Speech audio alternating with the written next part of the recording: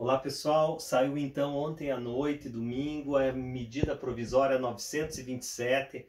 Já soube que agora, uma hora atrás, o Bolsonaro revogou um dispositivo.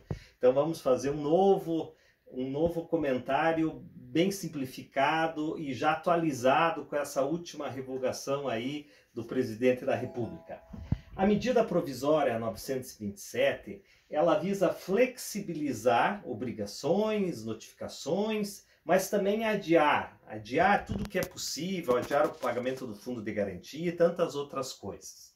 A vigência dela, porque vinculada ao decreto legislativo número 6, que decretou o estado de calamidade pública, vai até o dia 31 de dezembro de 2020.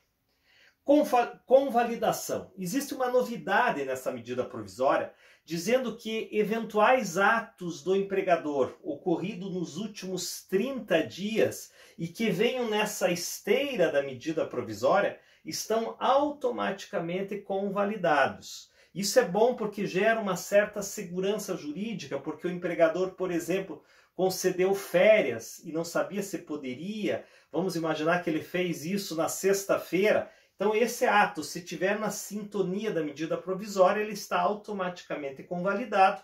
Contudo, recomenda-se que o RH reforce esse ato por via eletrônica, por e-mail.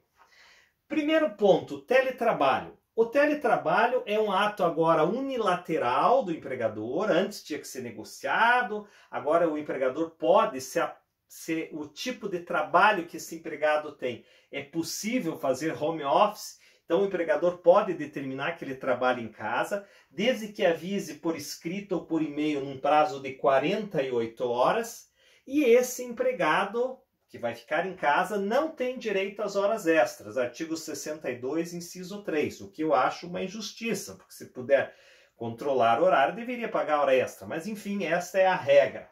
Férias. É possível também já aproveitar esse período que nós estamos aí de quarentena e dar férias, mesmo que o empregado não tenha completado os 12 meses ainda no período aquisitivo. Essas férias, elas podem ser pagas, e esta é uma novidade, no 5º dia do mês seguinte, porque pela lei anterior à medida provisória, ao conceder férias, você tinha que pagar 2 dias antes. Agora você pode pagar num prazo mais flexível. Abono de férias, que é esta possibilidade de vender 1/3, converter em pecúnio 1/3 do gozo das férias. Neste caso, antes o empregado poderia como um direito seu. Agora, faz-se necessário que o empregador concorde com o abono, o que vai ser difícil, né? Imagina o empregador querer comprar as férias do empregado nessa situação.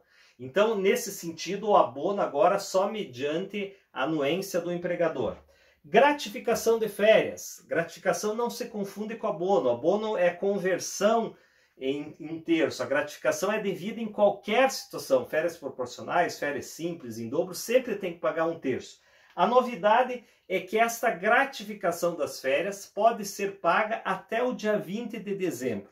É uma forma de tirar um pouco do ônus sobre o empregador. Ele concede as férias, paga as férias remuneradas, mas a gratificação ele pode deixar para pagar lá na frente até o máximo dia 20 de dezembro. Banco de horas. O banco de horas pode ser agora por um acordo formal entre empregado e empregador, não precisa mais estar chancelado pelo sindicato. E neste caso o empregado pode trabalhar até 10 horas por dia, exceto o 12/36. O 12/36, sobretudo para quem trabalha em hospitais, casas de saúde, poderão ser prorrogados. É uma situação de calamidade. Então é possível que enfermeiros, médicos trabalhem até 13, 14, 15 horas. Mas neste caso, o que exceder a 12ª hora precisa fazer um revezamento para não sobrecarregar esse trabalhador de casas de saúde. O banco de horas pode ser compensado até 18 meses após o final desse estado de calamidade pública. Então vamos imaginar que esta quarentena durou 3 meses. Ao acabar a quarentena e todos voltarem a trabalhar, Quando retornarem, o empregador tem 18 meses para distribuir todo aquele banco de horas acumulado. Suspensão do contrato. Isso estava previsto e o Bolsonaro revogou. Ainda bem que revogou, porque a suspensão do contrato não era boa para o trabalhador, era uma possibilidade dele não trabalhar e não ganhar. No meu modo de ver, só era possível para funções qualificadas, então, pelo que eu vi agora à tarde, foi revogada essa situação. Por outro lado, foi suspenso o processo administrativo.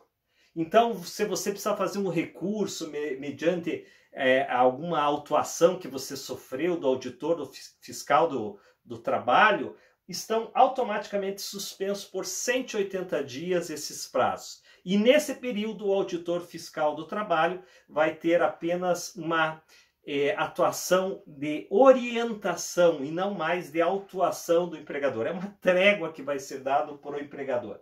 Exames médicos, exames admissionais também estão suspensos por 60 dias.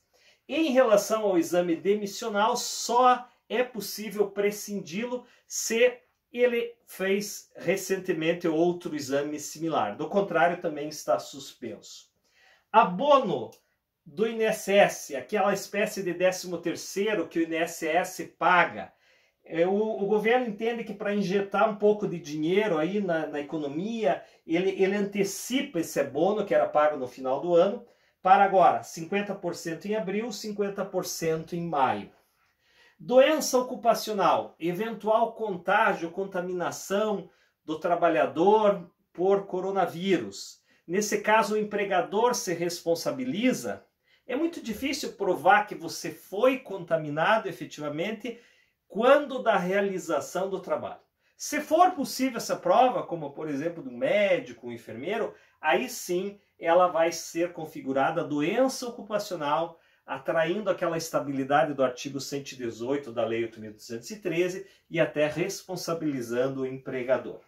Fundo de garantia de março, abril e maio de 2020, também uma trégua que o governo deu, dizendo que pode ser pago a posteriori em até 6 parcelas.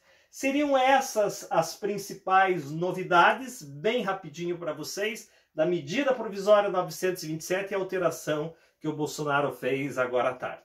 Vamos estar unidos nesse momento tão difícil.